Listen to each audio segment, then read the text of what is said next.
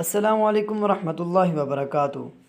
مٹتے ہوئے اسلام کا پھر نام جلی ہو، لازم ہے کہ ہر فرد حسین ابن علی ہو۔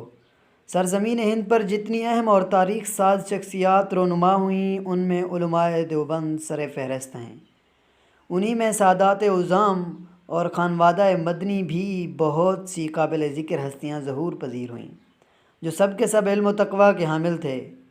لیکن خالق کائنات نے اس خاندان پر مزید احسان یہ فرمایا کہ آخری دور میں ایک ایسے عہد ساز رجال کار شخصیت کو وجود بخشا، جسے آگے چل کر ایک مجاہد جلیل، محدث کبیر، جانشین شیخ الہند، خلیفہ گنگوہی اور مدرس مسجد نبوی صلی اللہ علیہ وسلم متعارف ہونا تھا، یعنی شیخ الاسلام حضرت مولانا سید حسین احمد مدنی رحمۃ اللہ علیہ کی ذات بابرکت۔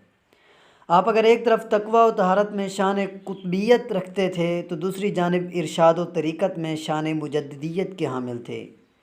ایک طرف دریائے علم و عمل کے شناور تھے تو دوسری جانب میدان سیاست کے شہ سوار بھی تھے۔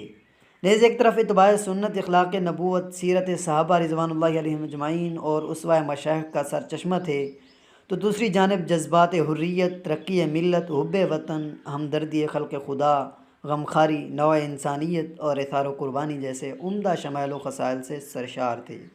اس لیے کہ آپ کا قلب حامل شریعت اور عمل تفسیر شرعیت تھا، ذکر اللہ آپ کی روح، اتباع شریعت آپ کی جان، اثار آپ کی فطرت، حلم و بردباری آپ کی جبلت اور جود و عطا آپ کی خصلت تھی۔